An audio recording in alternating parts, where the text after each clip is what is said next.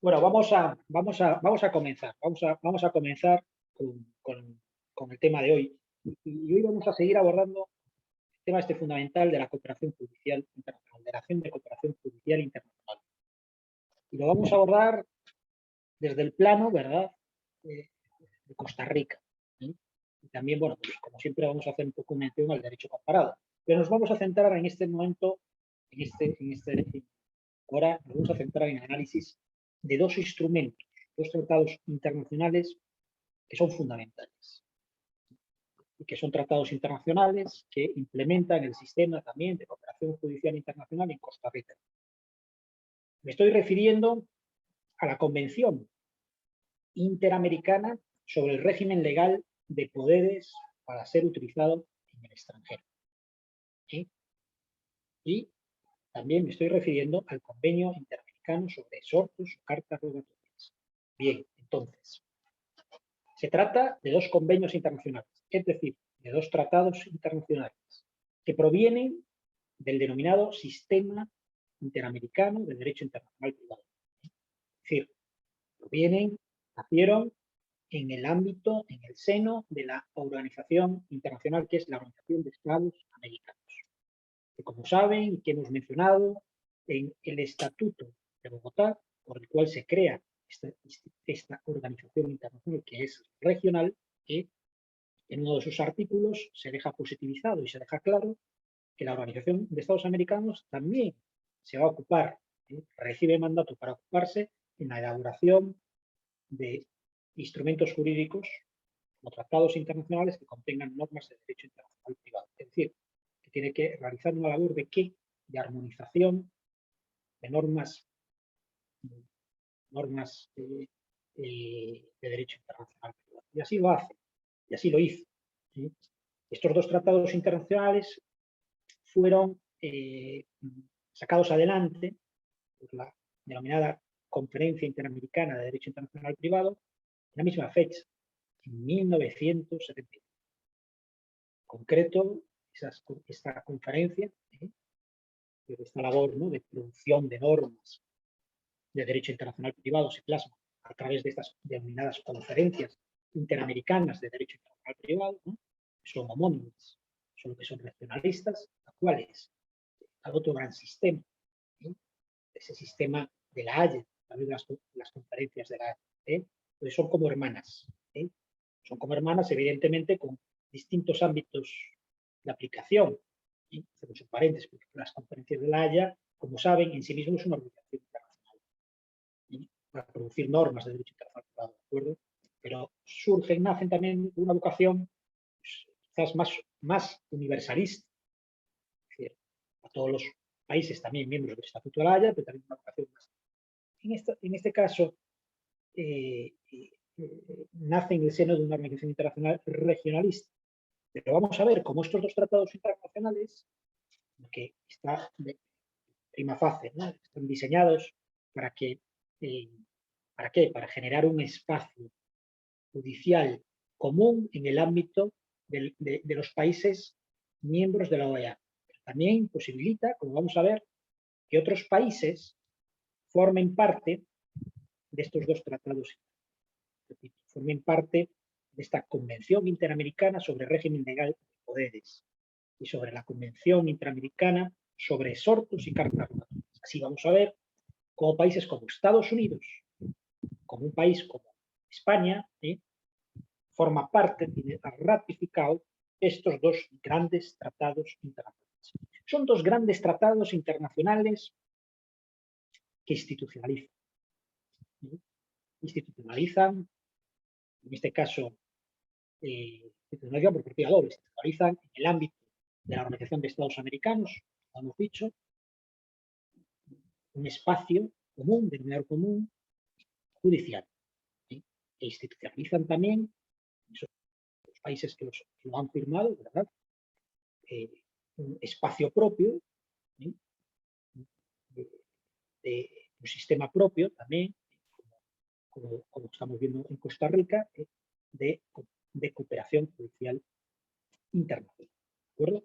Entonces, estos dos tratados internacionales complementan todo lo que hemos visto anteriormente, en las clases pasadas, del sistema propio que podemos denominar de cooperación judicial internacional que tiene Costa Rica, pues visualizando, así a vista de pájaro, ¿verdad? Vemos que Costa Rica, si nos preguntamos, ¿y qué sistema de cooperación judicial tiene?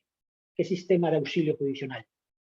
¿Qué mecanismos tiene al servicio de los jueces y magistrados? Nos hemos encontrado con múltiples tratados internacionales, como hemos visto, que provienen, en este caso, del sistema interamericano de la OEA, y también, como hemos visto, que provienen, ¿verdad?, de Europa, del Consejo Europeo, que no hay que confundir con la Unión Europea.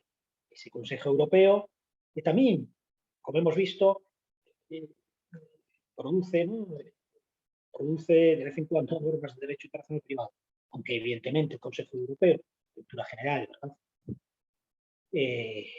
digamos, el gran diseño jurídico del sistema del Consejo Europeo, jurídico, ¿cuál es? El gran sistema jurídico, pues es la arquitectura de derechos humanos en el continente europeo.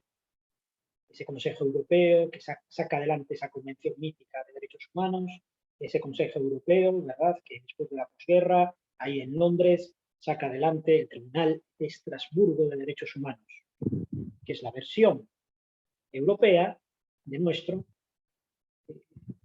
Corte de San José de Derechos Humanos, de nuestro sistema interamericano versus sistema europeo de derechos humanos, positivizado, institucionalizado por el Consejo. Propósito, paréntesis. Hemos visto ahora con esto que me tiene muy preocupadísimo con el tema de Ucrania, como Rusia ya no está en el Consejo. Ya no está en el Consejo Europeo. Y ya no está tampoco en el Consejo de Derechos Humanos, la charla, ¿no? Y claro, y esto es muy delicado, porque si hacemos una reflexión también en este sentido, hago un paréntesis y luego seguimos, ¿no? Esto es más de derechos humanos, pero también de relaciones internacionales. Pero hacemos esta reflexión, pues Rusia se fue, lo echaron, ya no está, ¿no? Ya no está en la arquitectura de las Naciones Unidas en derechos humanos, ya no está en la arquitectura europea, del Tribunal de Estrasburgo, del Consejo.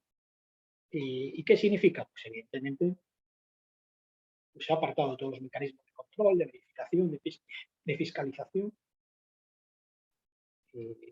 relativos para el cumplimiento de los derechos humanos. Muy peligroso, porque esto como que va a ir por libre, ¿verdad? Ojalá que llegue pronto un acuerdo de paz. Ojalá que llegue pronto un acuerdo de paz y donde todos cedan. Porque aquí no se trata tampoco de que unos son buenísimos y los otros son demonios y malísimos. Aquí hay culpas compartidas. Culpas compartidas en el sentido. Y yo soy partidario y estaba pues, comentando en una charla, en una conferencia, de que pienso que hay que, evidentemente, hay que poner todos los medios para que se produzca una desescalada. Y que Rusia, evidentemente, cometió un acto de agresión de primer nivel, que no se justifica. Parámetros de derecho internacional es un acto de agresión que no se justifica, es entrar ahí como se hizo a saco en un país, es un acto legítimo en todo, ¿no? Muy bien, estamos de acuerdo, ¿no? Pero también es cierto es que hubo unos excesos por parte de la OTAN provocando, ¿verdad?, quizás todo este desenlace. Es un incumplimiento, un paréntesis, pero que se había pactado con Gorbachev, mítico Gorbachev, de que no se iba a avanzar el establecimiento de la OTAN en otros países y se incumplió.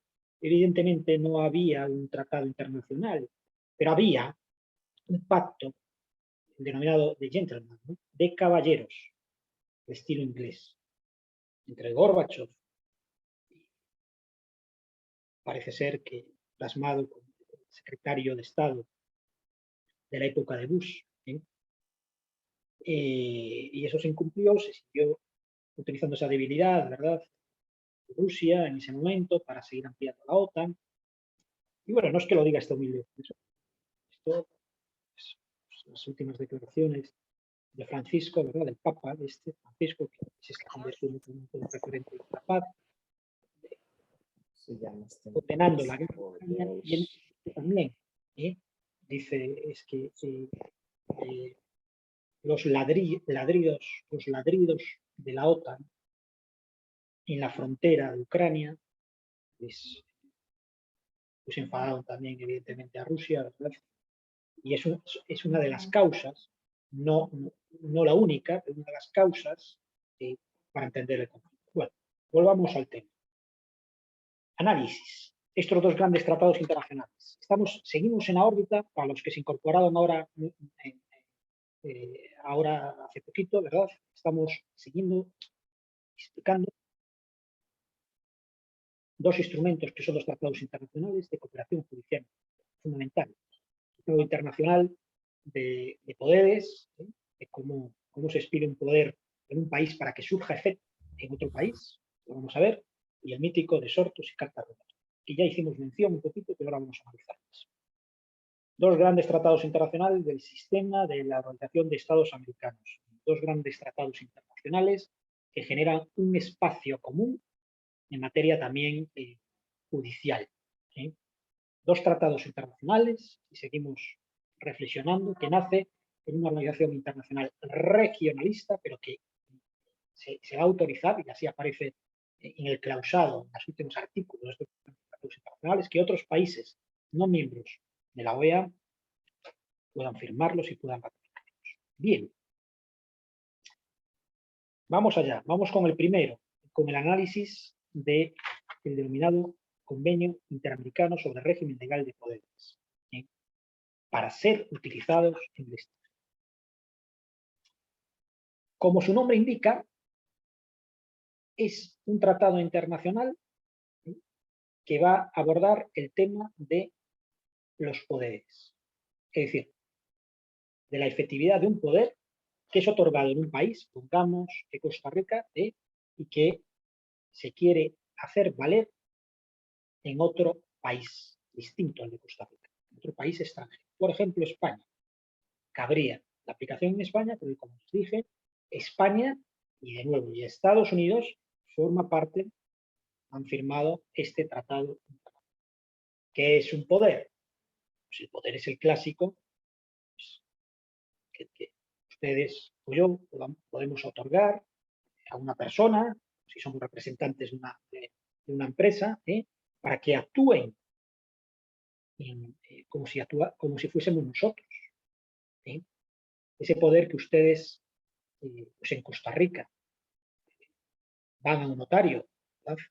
Para que es el fedatario, la fe pública, para que otorgue ese poder a una persona que ustedes quieran, para hacer valer como si fuesen ustedes, ¿no?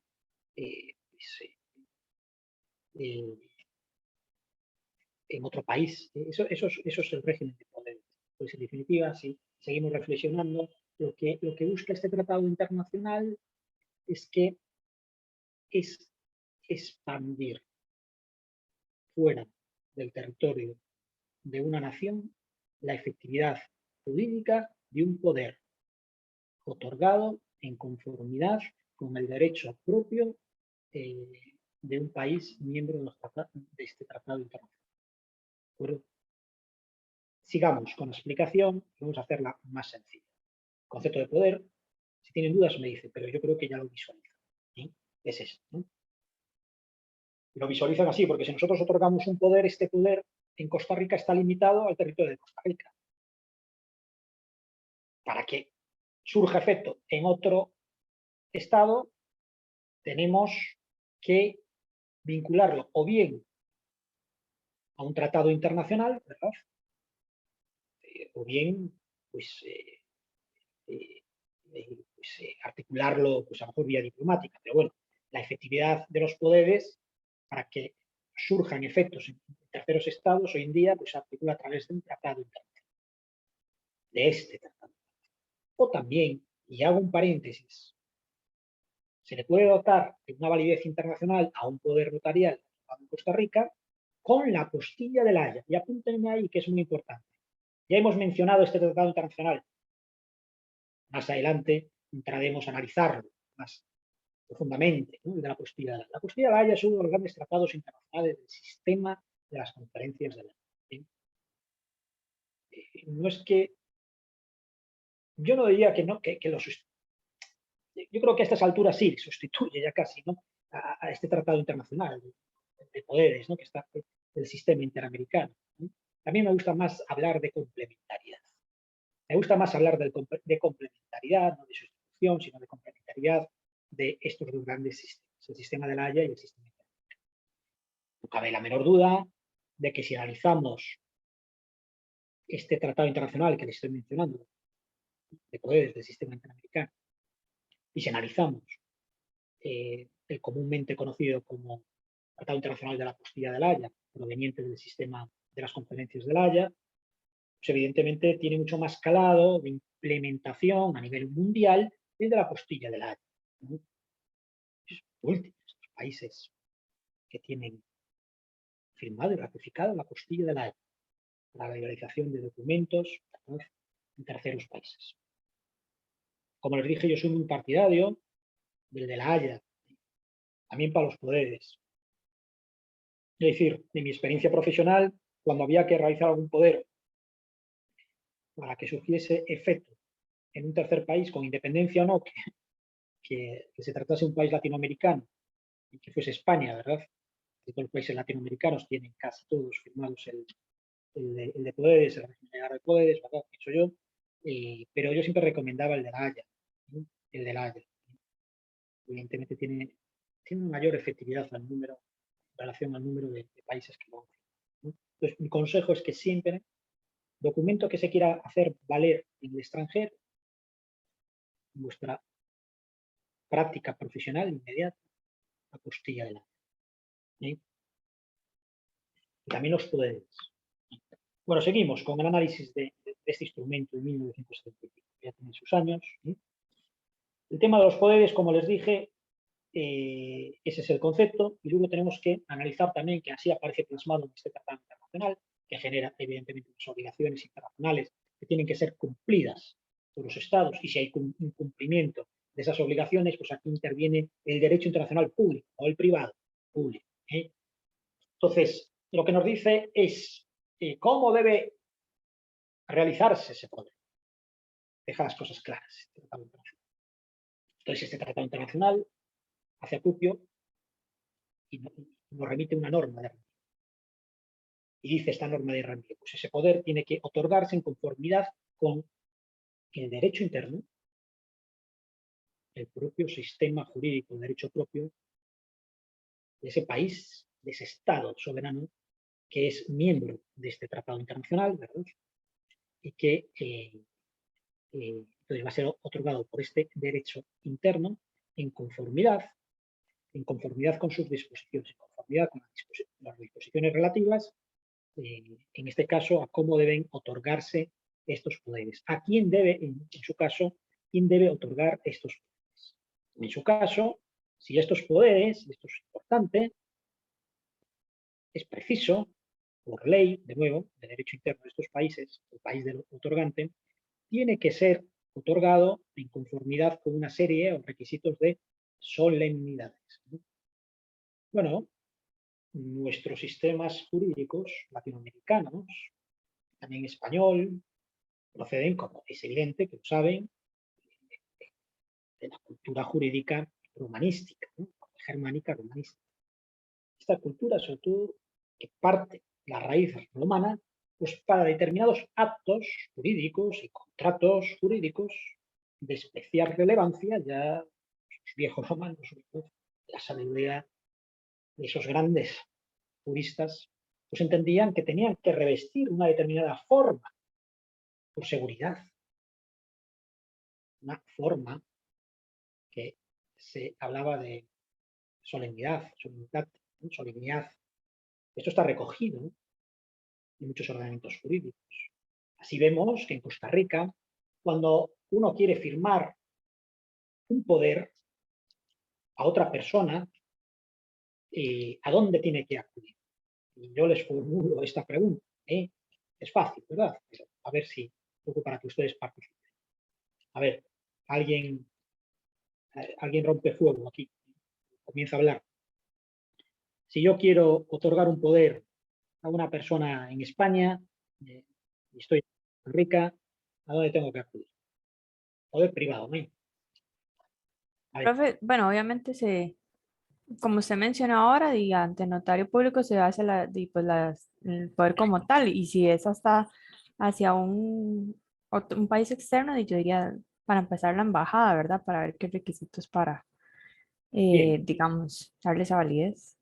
bien, Valeria, sí. Es decir, nosotros aquí, si queremos otorgar un poder, evidentemente, pues tienen en España la figura del notario que da fe pública, ¿verdad? Pues a usted, a punto del notario, y les pide ese documento, ¿eh? Ese documento, y luego, bueno, pues evidentemente tenemos que legalizarlo para que surta efecto en el exterior, que vamos a ver ahora en ese sentido. Pero sí, es a través. Entonces, se dice que el derecho interno es evidente de Costa Rica que en estos casos de poderes está dotado de una solemnidad. Es una condicio sine qua non, es decir, que debe realizarse, ¿no? De acuerdo. ¿Eh? Bien,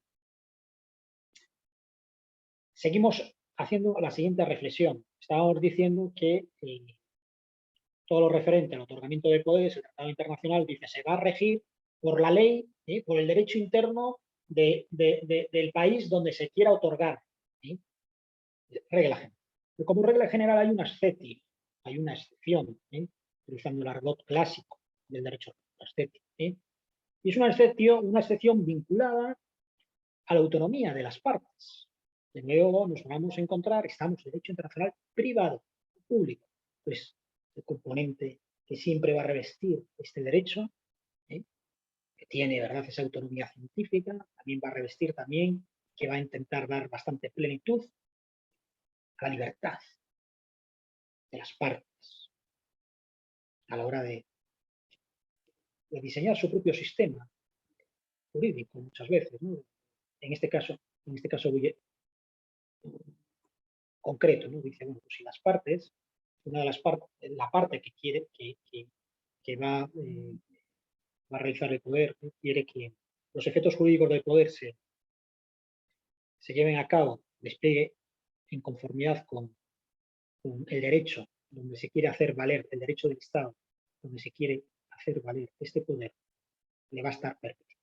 Este tratado internacional establece, por lo tanto, la primera regla general, que los poderes se van a regir en todo, ¿verdad?, salvo acuerdo de las partes, de esa parte que quiere realizar el poder en conformidad con el derecho eh, interno del otorgante, del país donde reside el otorgante, pero puede ser que el otorgante quiera realizar ese derecho y que surja efectos en conformidad con el derecho del país donde va a surgir efectos. Entonces, se abre la posibilidad. ¿Eh? De nuevo, digamos, si analizamos esto de una visión filosófica, jurídica, nos vamos a encontrar, ¿verdad?, con esa existencia, como les dije, ese principio de libertad, de autonomía de las partes. ¿Sí?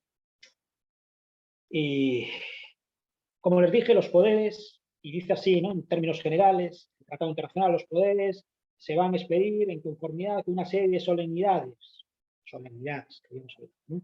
Ese denominador como tendrá que ser expedido por ese notario de España, notario de Costa Rica. Pero, ¿qué va a pasar? ¿Qué va a pasar cuando ese otorgamiento, ¿no?, del poder no reviste esas solemnidades? ¿Cabe otorgar un poder? Nos reformulamos de otra forma la pregunta. ¿Cabe otorgar un poder sin que sea vía notario, por ejemplo, o que no revista esas formalidades? Bueno, pues cabría la opción, pero este tratado internacional es cuidadoso en ese sentido. Y va a establecer unos requisitos también, dos condiciones, sine qua non, dos condicios imperativas establecidas que operan como obligaciones internacionales para cumplir. ¿Para qué? Para que ese poder sea válido. Para que ese poder otorgado sin las solemnidades, sin ese poder, sin ese notario, ¿verdad?, prescrito por el derecho interno de ese país, de España, de Costa Rica, de Panamá, pueda surgir efecto. Entonces nos vamos a encontrar con un poder que no va por el cauce de esas solemnidades, pero que va a desplegar también efectos jurídicos. ¿Y cuáles son esas dos grandes características? ¿Sí? La primera es que debe contener el poder lo que se denomina una declaración jurada del otorgante. ¿Qué es esto? Miren, es sencillo. Una declaración jurada del ustedes o yo, si realizamos un poder fuera de las no articulado con las solemnidades, tenemos que identificarlos. Es decir, una declaración jurada, puño y letra, diciendo pues Marcos Criado López, autor de este poder, nacional de tal, estado social tal, domicilio, número de cédula, pasaporte, etc. Identificar quién otorga, firma. Y en segundo lugar, tiene que ser agregado a ese poder las denominadas copias certificadas. ¿Qué son estas copias certificadas? ¿Qué clase de copias certificadas son estas? Bueno, pues es sencillo. Pues es lo que pide el Tratado Internacional de que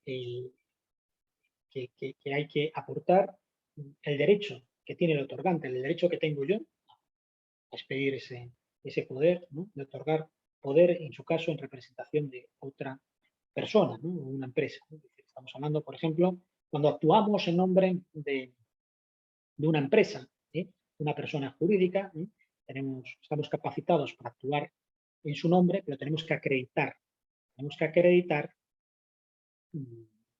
esa representación.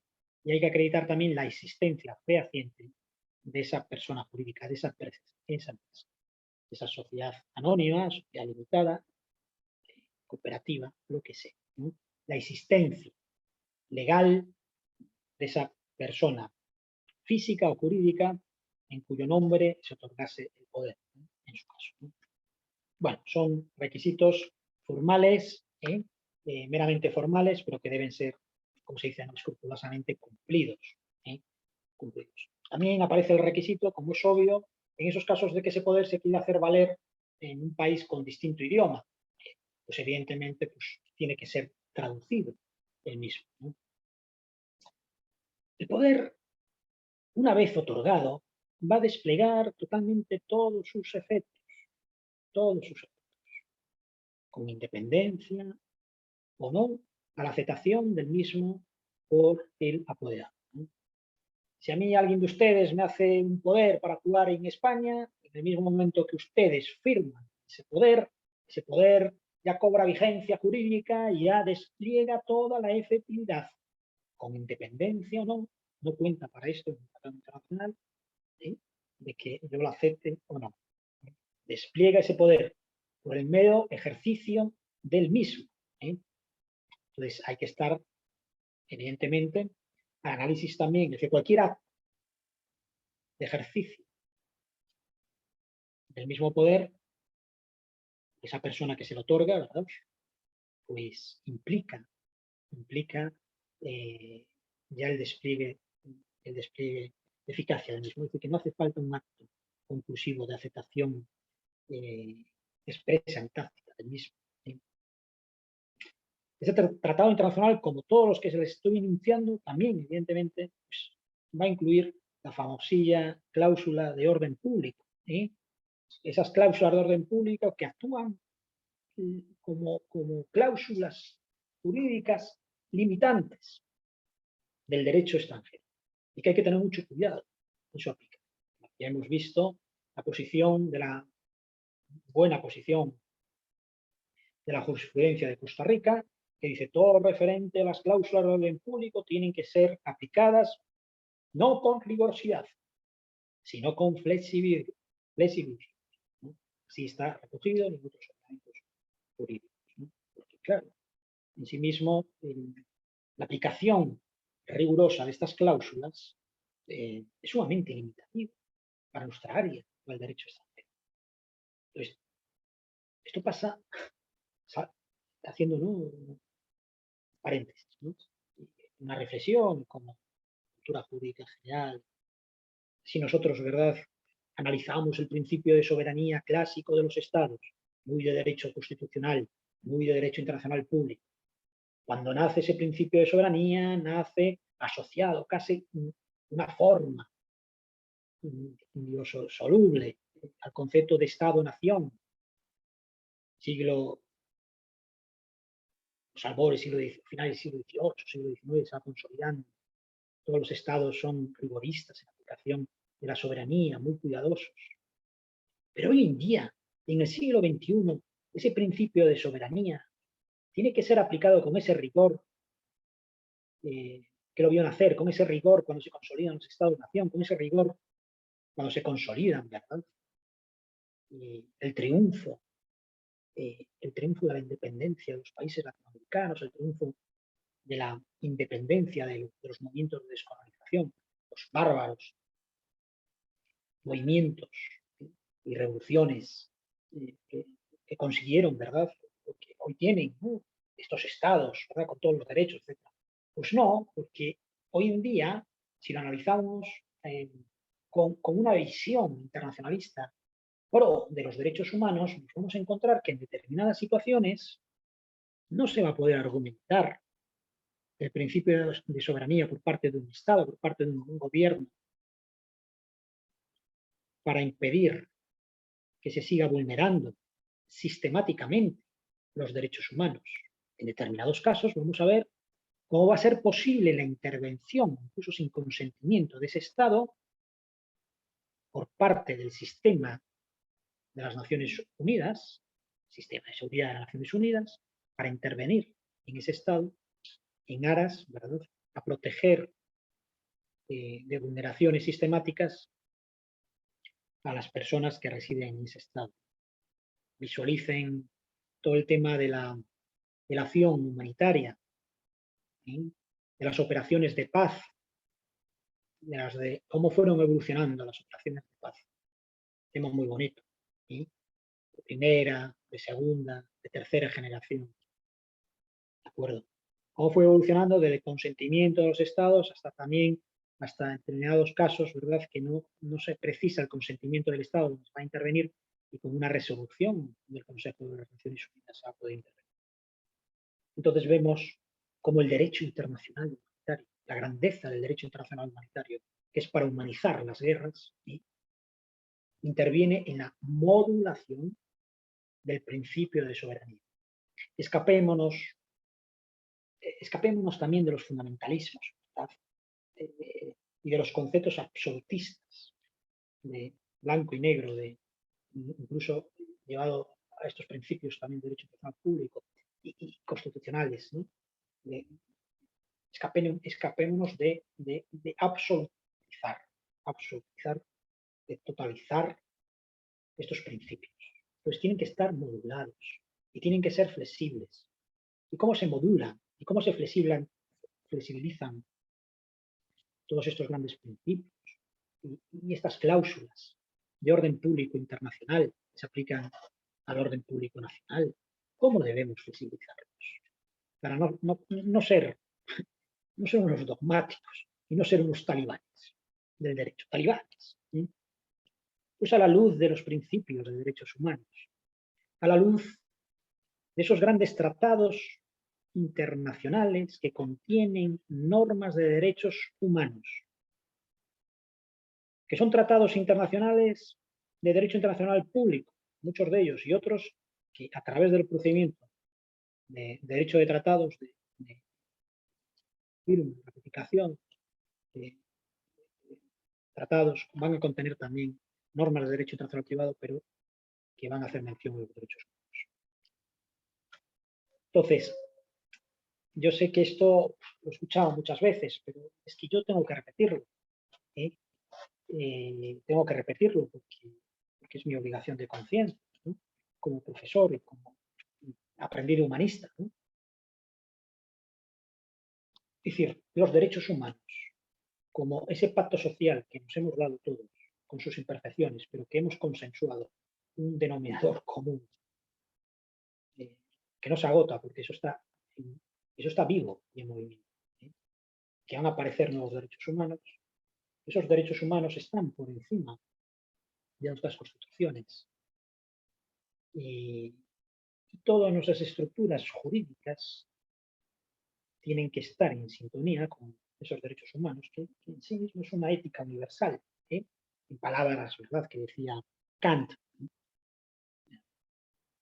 que decía Kant y así, muy didácticamente, parte del pensamiento de Kant, que es magnífico, y si lo vinculamos al derecho internacional, público y privado, Kant también en particular, un pensamiento vinculado al derecho internacional, cuando habla de la búsqueda de la paz perpetua a través de normas y códigos internacionales, que hagan posible que, y esto se aplica también al derecho internacional, hagan posible la ley del prójimo. ¿Cuál es esa ley del prójimo que decía Kant, que tiene que presidir todo derecho? Es que, bueno, pues que mi libertad, por lo que yo quiera, ¿sí? Soy libre, evidentemente, pero mi libertad termina donde comienza la suya. ¿Sí? Yo puedo hacer lo que me dé la gana, pero mis actos no te pueden dañar a ti. Esa es la ley del prójimo. ¿No? No es un invento mío, sino que viene de Kant, ¿verdad? Es uno de esos principios bonitos, ¿sí? que viene bien traer, ¿sí? A colación y de lo que estamos hablando. Bueno, entonces por eso se introduce en el artículo 12, cito textualmente, cuando me gusta citar algún artículo para que ustedes lo visualicen, ¿verdad? Y dice así: el Estado requerido, ¿sí? Para hacer valer este poder, podrá rehusar el cumplimiento de un poder cuando éste sea manifiestamente contrario a su orden. Esto es, una vez más, la institucionalidad. Bien, terminando con el análisis de este Tratado Internacional sobre Poderes, decir que aunque nace, de nuevo, repetir, aunque nace en el seno de una organización regionalista como es la Organización de Estados Americanos, se va a permitir, y así está posibilizado al final del clausado de este Tratado Internacional, que otros estados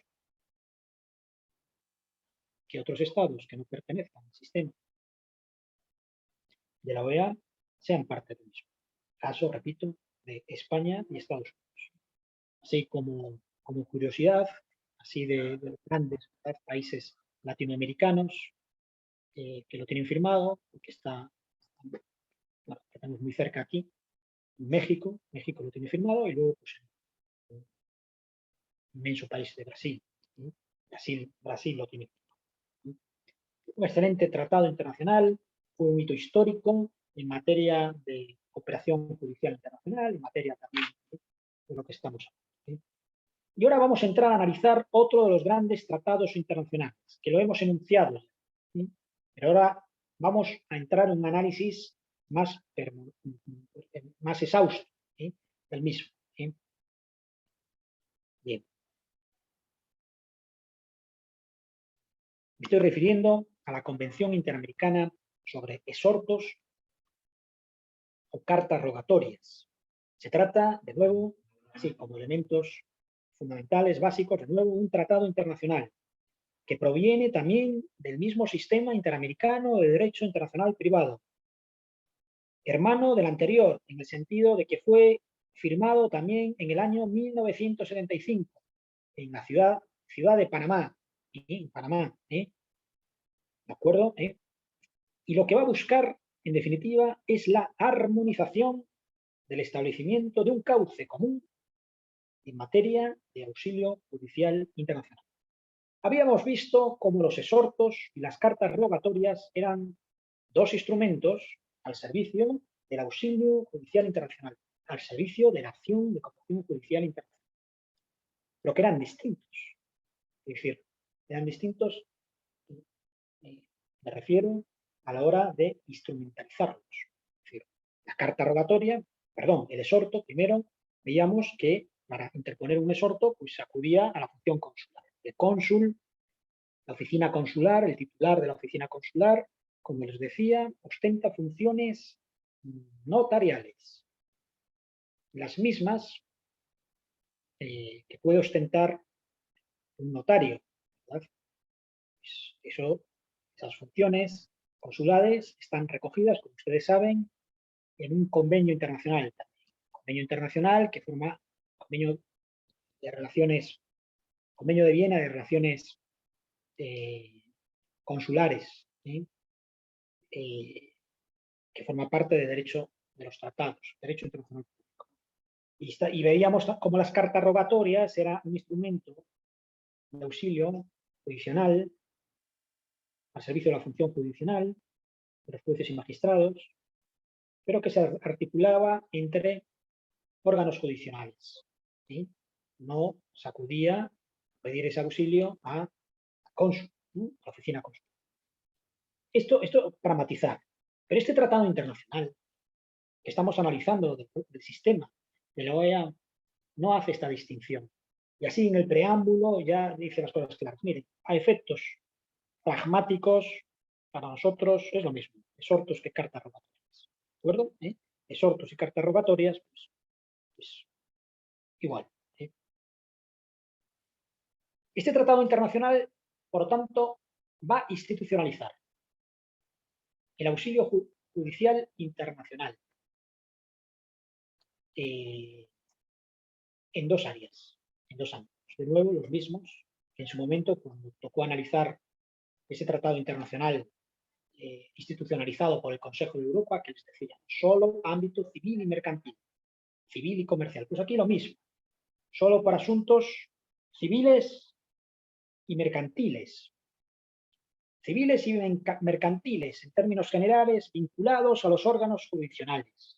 Es decir, cuando hablo de vinculados es que es un instrumento, un mecanismo al servicio de los jueces y magistrados y al servicio, ¿verdad?, al servicio de la función jurisdiccional, que complementa, que refuerza, que ayuda a nuestros jueces y magistrados y ayuda a ¿qué? A satisfacer las pretensiones de las partes. Satisfacer las pretensiones, al final, más que satisfacer las pretensiones, que también, ¿no? Las partes tienen derecho a que, evidentemente, las partes de un litigio tienen el derecho, y así se exige, y la función judicial está vinculada a que se resuelva, ¿verdad? Si existe competencia de ese juez tiene que resolver ese litigio. Bueno, pues aquí vamos a tener este tratado internacional que está al servicio de esa resolución también, ¿sí? En este caso, esa resolución de litigios de derecho internacional privado. Va a estar al servicio también para que este juez o magistrado pueda realizar actos de mero trámite. Actos de mero trámite que están relacionados con el derecho internacional privado. ¿Y qué es eso de actos de mero trámite? Bueno, el mero trámite, ustedes lo saben porque estos estudian derecho procesal civil, derecho administrativo. Pero vamos aquí, al campo concreto, ¿no? Actos de mero trámite. Pues miren, esto es fácil. Cuando se quiere emplazar, cuando se quiere notificar de una demanda a una persona física o jurídica que está en otro país, cuando se quiere citar a otra persona que está en otro país, citaciones, emplazamientos, notificaciones, se puede utilizar este tratado internacional y se puede hacer uso del exhorto de la carta rogatoria. Por eso el tratado internacional nos dice eso, nos dice está vinculado a la función judicial y como está vinculado a la función judicial, pues se podrá realizar estos exhortos o cartas rogatorias para comunicar cualquier tipo de acto de trámite. Cualquier tipo de acto de trámite vinculado siempre al orden ¿qué? Civil y mercantil o comercial, como ustedes denominan. ¿Sí? Realización de todos actos catalogados de mero de trámite. Mero trámite. Mero trámite no son conclusivos. Los actos de mero trámite, bueno, esto es procesal, ¿no? Son aquellos, digamos, así, en mis palabras, es decir, que forman parte, que no son conclusivos, evidentemente, y que forman parte de todo el proceso, de la litis, y que son muy necesarios también para la resolución de ese litigio. ¿De acuerdo?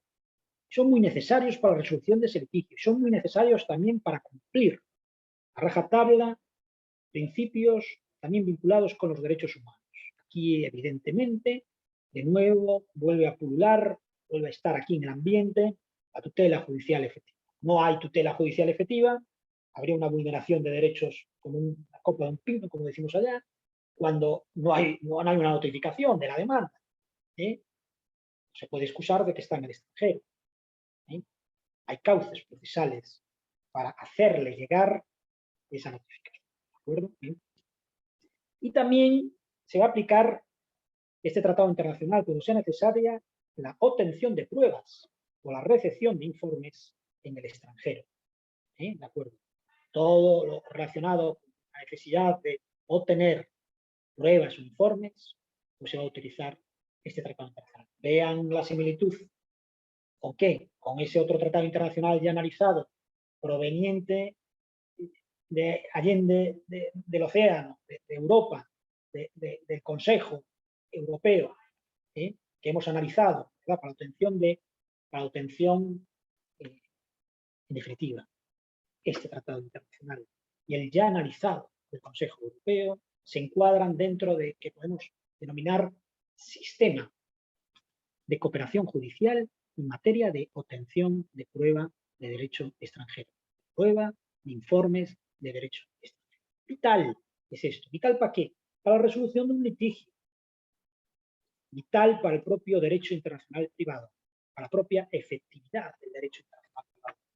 No hay derecho internacional efectivo privado, evidentemente, sin la instauración, la articulación en el propio sistema interno de cada Estado de un modelo de auxilio judicial internacional potente, consolidado. Ojo, esto se aplica de esta forma, como les estoy diciendo, ¿no? Para actos de mero trámite, para obtención de informes, de pruebas, pero lo que no se va a poder aplicar este tratado internacional es para ejecución de actos coactivos. No cabe la utilización de este tratado internacional. Nunca se va a aplicar a los actos de naturaleza coactiva, que nunca se va a aplicar a la ejecución de una demanda, ¿no? Menos, evidentemente, naturaleza penal, ¿no? Ya veremos otra serie de tratados internacionales muy interesantes, muy necesarios y muy bonitos. Estoy visualizando todos esos tratados internacionales que vamos a ver, provenientes del sistema, sobre todo de la OEA y también del sistema de la Haya, en materia sí, hablando sencillamente de recuperación, de recobro de pensiones de alimentos vinculados a procesos de familia, cuando ese deudor de una pensión de alimentos, ¿de acuerdo? Que tiene que satisfacer esa pensión a su hijo, pues está en otro país. Ahí vamos a ver que vamos a tener la posibilidad, a través de cauces procesales internacionales que institucionalizan unos mecanismos para poder interponer una demanda judicial de cobro de pensiones de alimentos, situaciones de impago de alimentos de familia, y que esa demanda no se quede estancada, no se quede parada en Costa Rica, porque no puede ir más allá de las fronteras, por el principio de territorio. Entonces vamos a ver ahí la grandeza de estos tratados internacionales, que nos va a permitir interponer esa demanda e intentar satisfacer las pretensiones del acreedor de alimentos, que actúa en nombre del acreedor de alimentos, en definitiva, pues, sus hijos o hijas. Entonces vamos a encontrar, cuando hablemos de esos temas del derecho internacional privado de la familia, cómo esos grandes tratados internacionales van a proteger también, sobre todo, a la parte más vulnerable, los procesos de familia, al servicio de la vulnerabilidad, al servicio de nuestros niños y de nuestras niñas, que van a ser titulares, sí, de pensiones de alimentos, pero que se encuentran, ¿verdad?, en una situación de vulnerabilidad. Entonces vamos a analizar esos mecanismos procesales que, en definitiva, estamos analizando tratados internacionales que contienen normas procesales internacionales, que institucionalizan cauces, procedimientos que son procesales, de satisfacción de derechos. ¿Cuáles son entonces los requisitos, avanzando sobre este tema? Requisitos de naturaleza formal que deben reunir los exhortos o cartas rogatorias. La formalidad está presente, evidentemente, en todos estos tratados internacionales. La formalidad, forma y fondo. Nunca olviden esto. Es muy importante en derecho. Forma y fondo es muy importante cuando cuando ustedes están ahí a las puertas realizan el trabajo final de grado, forma y fondo. ¿Sí? Forma y fondo es muy importante a la hora de redactar una demanda. ¿Sí? Bueno, pues lo mismo, ¿no? Aquí los requisitos están positivizados en este tratado internacional, por lo tanto, son de obligado cumplimiento por parte de los Estados miembros, ¿no? Es decir, si se cumplen estos requisitos, los exhortos y cartas rogatorias van a desplegar toda la efectividad. ¿Sí? Despliegan toda la efectividad jurídica que les corresponde. En primer lugar, el exhorto tiene que encontrarse debidamente legalizado. ¿Sí? ¿Y cómo se encuentra ese exhorto debidamente legalizado? Pues aquí el Tratado Internacional hace un reenvío. Nos encontramos con una norma de reenvío. ¿A dónde? Al derecho interno de ese Estado. ¿Sí? Al derecho interno de ese Estado donde se va a expedir ese exhorto. En conformidad con las leyes de ese Estado tendrá que estar legalizado. ¿Sí? ¿De acuerdo? ¿Sí? Pero se establece una presunción de legalización, que es muy importante. Se presume legalizado per se ya, ¿sí? cuando, cuando ese auxilio, esa solicitud de cooperación judicial internacional, ¿sí? se presenta por un cauce determinado, se presenta vía diplomática, se presenta vía oficina consular. Presunción. De esas presunciones de veracidad, nos encontramos con una presunción de legalidad. Es decir, que como presunción, evidentemente, si alguien quiere ir en contra, pues tendrá que demostrar la no presunción. Esto es evidente, ¿no? ¿Por qué? Porque se le otorga al consulado una función de veracidad. El consulado tiene función notarial. No es que se le otorga por el derecho interno, sino de nuevo vuelve otra vez el derecho internacional privado, vuelve otra vez el tratado internacional del sistema interamericano de derecho internacional privado, a solicitar la ayuda de su hermano mayor. ¿Vale? Su hermano mayor, de derecho internacional público. ¿Y qué nos dice el derecho internacional público de todo esto? De nuevo, nos dice en el conjunto de lo que se denomina derecho de tratados, de enunciado, el convenio de relaciones de Viena en materia consular, diplomática y todo esto, lo que nos dice es que la oficina consular está dotada de poder notarial, ¿no? Entonces, puede legalizar documentos expedidos en la jurisdicción de su propio país. ¿Sí?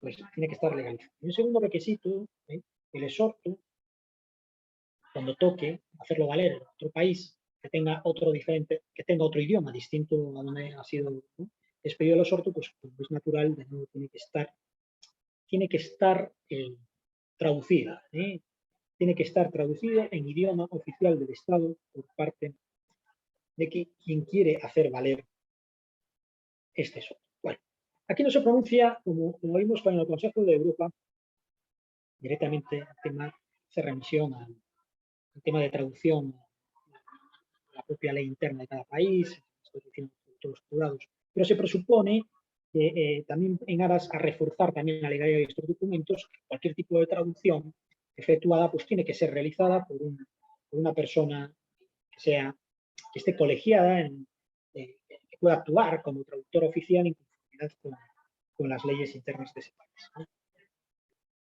Llegado hasta aquí, ¿cuál es el cauce procesal para tramitar todos estos exhortos? ¿Cuál es el proceso de tramitación? Pues, ¿cuál es? Es el establecido, en definitiva, por el derecho propio interno, propio de cada país. En definitiva, cuando el órgano judicial requerido, si nosotros pongamos el ejemplo de España, estamos en Costa Rica, queremos requerir para la acreditación, para la citación, para el emplazamiento de una demanda a un órgano judicial que está en España, que está en mi tierra, que está en Galicia, que está en La Coruña. Pues este cauce procesal que sale de Costa Rica, se puede hacer a través, evidentemente, del Consulado de España, Costa Rica, ¿verdad? Llega a España y en España hay un órgano unificado que está en Madrid, que es la Dirección General de Cooperación Judicial Internacional. Ahí llegan todos estos exhortos, ¿no? Consular, llega ahí. Entonces llega a esa dirección que depende del Ministerio de Justicia. Y al llegar ahí, se reparte. Entonces, se reparte. Algo que se pueda solucionar ahí. Que se puede solucionar ahí, que a lo mejor es una cuestión de pedir una información puntual de la vigencia no de una ley, ya se resuelve en Madrid, y si no, pues, si evidentemente pues, es para la citación, para el emplazamiento, etcétera, de una persona que está demandada, ¿verdad? Y en este caso, pues esa persona está residiendo en Santiago de Compostela, o en La Coruña, se va a remitir al juez del domicilio de esta persona. Eso juez de domicilio le va a llegar y va a tener que cumplir con lo establecido, salvo que él entienda que no sea competente. Y si entiende que no es competente, tiene que devolver toda esa solicitud, ¿verdad? De nuevo, pues, a Madrid. En definitiva, terminando, nos encontramos también con un hito histórico en el ámbito de la cooperación judicial internacional. En el ámbito de la cooperación judicial internacional, de la armonización de los sistemas de auxilio judicial internacional en el continente latinoamericano, que no se sustituye ni mucho menos, sino que complementa otros instrumentos jurídicos globales en esta materia, como hemos analizado, que provenientes del Consejo Europeo. Costa Rica también tiene firmado. De nuevo, indicar que es un tratado internacional que nace con una vocación regionalista. Nace con una vocación regionalista y es así porque nace también de una organización internacional que es regionalista. Pero no se va a limitar a los Estados miembros de la Organización de Estados Americanos, sino que en su ánimos, en el espíritu del legislador, y así va a estar positivado, aparece, ¿no?, la posibilidad de que otro Estado no miembro de la OEA, si quiere, pues bienvenido sea, formar parte del club de este Tratado Internacional en materia de exhortos y cartas rogatorias, todo un instrumento de ingeniería jurídica fantástico, ¿verdad?, de América, pueda formar parte. Así, como les dije, España forma parte y Estados Unidos también forma parte. Todos estos tratados internacionales, evidentemente, también ayudan mucho al comercio internacional. Claro, sí, que ayudan mucho al comercio internacional. Ayuda mucho también a dotar de seguridad jurídica a los operadores que actúan en ese comercio internacional. No solamente al comercio internacional, sino también a nosotros como personas físicas. ¿Sí? ¿De acuerdo? Aunque bueno, de nuevo, visualicen. En cierta medida, pues, ha sido también sustituido, ¿verdad? En cierta medida, ¿sí? Ahí matizando por la apostilla del Haya. Si ustedes la apostilla del Haya, le ponen la apostilla del Haya a un poder otorgado aquí por un notario o en España, ese poder va a surgir efecto en todos los Estados miembros de la apostilla del Haya, que son muchos más que este. Entonces yo recomiendo siempre, apúntenme por favor ahí, ¿no? Siempre utilicen la apostilla del Haya. Cada vez más. ¿De acuerdo? Los míticos tratados internacionales, que como les dije costó bastante que entrara en Costa Rica, porque entró en el año 2012. Países de la región ya llevaban, pues a lo mejor, pues 20 años o más con el vigente, como el caso de Honduras. Pero ahora ya lo tenemos. ¿Sí? Ya lo tenemos. Ahí pueden ir al Ministerio de Exteriores, Casa Amarilla, y ahí ponen la apostilla. ¿Sí? Entonces, práctica profesional. Cualquier poder que en su momento se tienen que asesorar, tienen que otorgar, apostilla del Haya. Ese está bien, ¿no? Pero mejor la apostilla. ¿Sí? Bueno, queridos alumnos, terminamos. ¿Sí? Pues yo sé que alguno de ustedes quiere tener una reunión, me quedo en la reunión y terminamos en general terminamos con el sistema de cooperación judicial. La semana abordaremos otros temas. Vale. Bueno, muchas gracias. Saludos. Gracias, profe. Profesor, buenas noches. Gracias, profe. Gracias, profe. Buenas noches. Gracias, profe. Buenas noches. Saludos, Bernala, ahí a Nueva York.